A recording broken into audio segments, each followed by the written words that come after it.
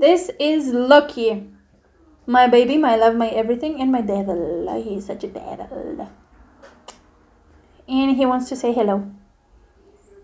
Right? Hello, welcome to this channel. Well, today I'm gonna tell you how to apply to Korean universities and what are the required documents. So I think it's gonna be a really thick, informative video. So you better tuck your pants and make some notes because you have to do them. You have to write down these things. Or if you have a good memory, good for you, you can just remember it. And if you're interested in this video, don't forget to put thumbs up, subscribe to my channel if you didn't do it yet, and turn on your bell notifications so you won't miss my new videos. And next week, I will have an interview with KAIST student, so you better turn your bell notifications. Yeah, so that you won't miss that. Yeah, before further ado, let's get started.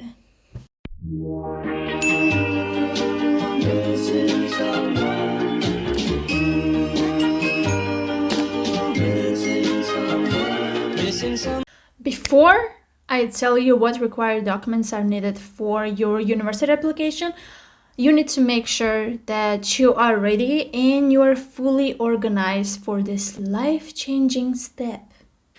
So I will look at my laptop because I wrote the things so that I won't forget to mention them.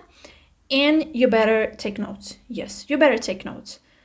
The things that I will tell you now, you need to do this stuff before sending your documents and so on. Okay, good. So first, make a list of universities to which you want to apply. Second, divide these universities into 3 sections. First one can be fully funded universities, second with some scholarships, and third, the ones that are easy to get in. But if you're the one who doesn't want to do this or like doesn't care about scholarships much, you can just do 3 stars, 2 stars, and 1 star. Basically, 3 stars are those universities which are kind of hard to get in. Second one, you're like, you have some chances to get in, but you still self-doubt yourself. And third one is like too easy to get in. You know for sure that you will get in. So you can do that. But if you don't want to do that, you don't want to waste your time or spend time on this, you can just make a list from like 1 to, I don't know how many universities you want to apply. So the first one is going to be the highest one, like the most important one for you. And the last one is like, I will think about it. You can do that too. Depends on you how you want to do it. Once you have a list, you can go next to the university's websites. And when you go to the websites, make sure to look for the majors that are provided for your program, either undergraduate or graduate, doesn't matter. Just make sure that you check the majors that they offer. Side note, it's not going to be hard for you to look for majors or anything that you want on the websites. Why? Because I go through a lot of Korean university websites, and I can tell you for sure the Korean websites, Korean university websites, they're so well organized. They're so clean, organized, and neat. If you want to look for majors for undergraduate, you click programs or whatever it's there like related to that, then you click undergraduate, and then from there you click majors, and then each major has its own site, and then you can go and look for curriculum. What I don't know for sure if the languages are written, but some might write, some not, but you can look at their curriculum like first year what they study, second, third, and so on. So in this case, Korean universities are really good. And even if you're looking for admission information, super good, like super. Next thing that you're gonna do is go through the admissions guideline, because that file, that information that is provided in admissions guideline is the most important one, and it has the most detailed information. It's like everything is there. Usually the admission guidelines are like from 15 maybe to 30 pages, which means a really informative guideline. You need to go through every word to make sure that you don't have any other doubts. So once you downloaded the guideline, go through the whole all information. When you go through the guideline, I highly advise you, highly advise you, take a paper or your phone or anything where you can write. And then write the questions that come to your mind once you are reading the guideline. When you have this type of situations, write down the questions. So once you have the questions, the next step that you will do is to email the admissions office. Like small tip that I can tell you, like usually that I do, when you email admissions office, I highly suggest you to like introduce yourself and be like, oh, I want to apply for this program, undergraduate stuff and blah blah blah, but when I went through your guideline I had some questions, could you please answer it to this, and then number the questions, because it's both easy for you and for the admissions officer to answer you. Why it's good is because there's no like extra information. It's like straightforward answering to the questions that you asked by numbering them. Small tip, but a really good thing to do. The next thing that you're gonna do is actually prepare your documents. Once you get all the answers to your questions and you're like fully satisfied and you're like, okay, now I have all answers, I'm ready, and so on, then you should prepare the necessary documents for the admissions. And also, small advice, when you prepare the documents, I highly suggest you to have more than like 5 copies of documents. For example, if you're applying for 5 universities and you have like 5 copies of documents, I highly suggest you to have 10 copies of documents, because preparing the documents, it's a bit stressful and time consuming, so you better have like more copies than less. Why? For example, you applied for 5 and then later you're like, you found out about another university, or you change your mind, you want to apply to like universities in different countries, or anything can happen. But at that time you already have prepared documents, no time consuming, everything is prepared, you just need to send. And the last thing that you will do is to submit your documents, your application, both online and offline. Required documents. Let's start. First document is your application form.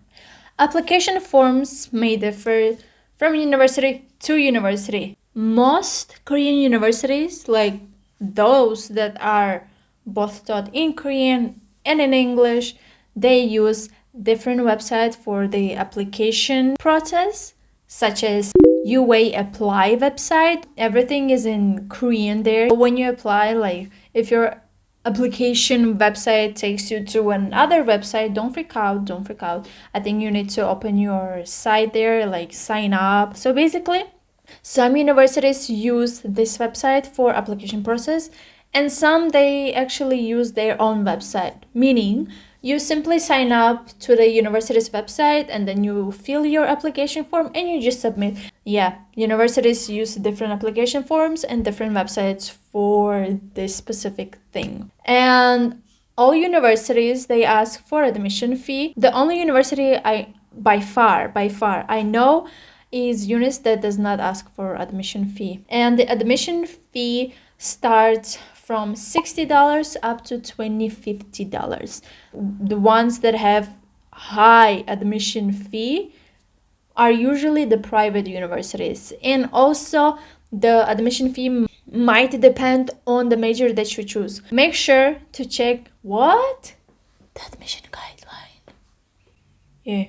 Second required document is your personal statement and study plan. Basically, essays. Yeah, essays are the most important. If you think you have bad grades, essays can help you, can save you. And for undergraduate, it's usually the questions for essays are usually, why do you want to apply for this school? Why our school? What you gonna do? What is your study plan? Like, okay, you are enrolled for undergraduate. What you gonna do? Are you just gonna study and stuff? So you basically write down your future plan and then you write down why you want to apply. And there might be some questions, like personal questions, like what are your hobbies, what are your achievements and stuff.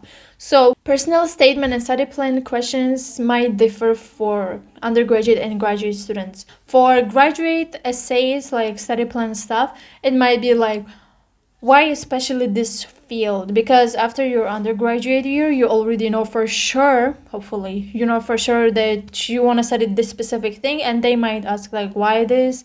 And might be like, what are your future career goals and stuff. Might be slightly different from undergraduate to graduate. The third document is your official high school document, certificate. Yeah. If you're a graduate applying for graduate program, it's gonna be your undergraduate diploma. If you're applying for undergraduate program, it's gonna be your high school diploma. But if you are still studying in high school, like your last semester, you need to provide certificate issued by your school of your expected graduation. It's not your diploma, but this document tells them, like, proves that yeah, this student is gonna graduate this day. Next thing, fourth document is your high school transcripts or undergraduate transcripts for graduate programs. As simple as that. For undergraduate programs, you need to provide 3 years of your high school transcripts. For graduate programs, it's simple. You need to submit the whole undergraduate program transcripts. Yeah. Next document is copies of passports, both yours and your parents. Your passports will prove that you are not Korean and none of your parents hold any Korean citizenship. But if you're Korean or your parents hold Korean citizenship, and if you studied abroad, not in Korea, for 12 years, you will have special admission application stuff. Yeah, so if you have that situation, you need to read the guideline really careful because they do write about this there. For graduates, you need to submit your copy of passports, but I'm not sure if you need to submit your parents' ones. So please make sure to check the guidelines for that. Next document that you need to submit is official document indicating parent-child relationship between applicants and their parents. Basically, you need to provide a document that shows that you are your parents' child. It can be your birth certificate, anything that shows that you are related to your parents and you are your parents' child. Next document is language proficiency tests. All Korean universities, as far as I know, ask you for your TOEFL and IELTS test. And on top of that, most of Korean universities ask you for your topic certificate too. So IELTS and TOEFL, if you don't know, it's like for showing that you know English, and topic test is showing that you know Korean or like have some knowledge in Korean language. If you don't know what is topic and if you don't know what are the benefits and opportunities having topic test certificate, you can check out my video. I gave a really good information, like details about it, and the scholarships that you can get having topic test. Yeah, make sure to check out the video. And usually for topic test, level 3 is required, and for graduate students, usually level 4 I think is required. Next document that you need to provide is your recommendation letter or letters. Usually for undergraduate students, universities ask for 2 letters. They might ask for 1, but depends on the school. And in a maximum, they might ask for 3 letters. So 2 letters that they will ask are supposed to be from your subject teacher or your AA teacher, not like 2 letters from a same teacher. For graduate students, it might be a bit different. You can submit your professor's letter, or maybe from I don't know where you work, you can ask for your boss to write a letter. Doesn't matter. For graduates, it might be a bit different. And the third letter usually is supposed to be from your counselor, your school's counselor. for undergraduate students. What school counselor can write is basically about your achievements, your grades, but the counselors can also write about you as a person, because usually teachers write about this because they have more time with you when you take the classes and stuff. But if you think counselor knows you better than the teachers, the counselor can also write about you as a person and as your strength and weaknesses and stuff. So basically, that's the thing. Those are the letters that are need to be submitted. Next document that you need to submit is your school report. Basically, if you don't know what is school report is your high school's document. I don't know, for graduate programs, you need to make sure if you have to submit your university's report, but school report is the document that shows what classes are actually offered for students, what are the grades in the school, like A plus, B plus, something like this. Or maybe instead of having GPA, you have kind of Russian system stuff like 5, 4, 3, 2, 1, something like this. So school report is basically everything about school, what classes you can take, what are the activities, what are the clubs, everything, and how many students have studied there, and how many international students, how many local students, and so on.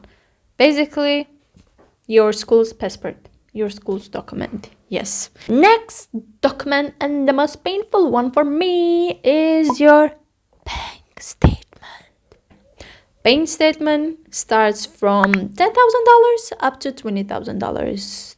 So why universities ask for this document is so that you can show that you can financially support yourself in Korea at least for a year and stuff. And also, I think it's kind of good for them to ask you, but not always. It can ensure them that you have money, so that the embassy, when you will apply for visa, will not ask you about this, like for this document, because you already submitted it to the university, and university like gives you documents that prove that you have it, so that embassy does not ask you. So yeah, basically that. If you have money, if you're rich bitch, I'm sorry, I'm just joking. If you're rich, good for you, less problem. Yeah. The next documents are actually supplementary documents. So what are the supplementary documents? For example, if you're applying for music major or art major, for art major you need to submit your portfolio of your work, of your creativity and stuff. For music major, you probably need to shoot a video where you're singing or acting or anything. Yeah, those are the supplementary documents. And the last documents are actually optional materials. It can include anything that you want to submit. Your SATs, your certificates, your volunteer activities, anything that you have. I submitted everything that I had, even to the point that I submitted my certificate in reading. Like I got a certificate in my high school that I read lots of books in the library. Like I would take books from library, and there was a track like how many times I took a book in a semester, how many times like I ordered book and stuff.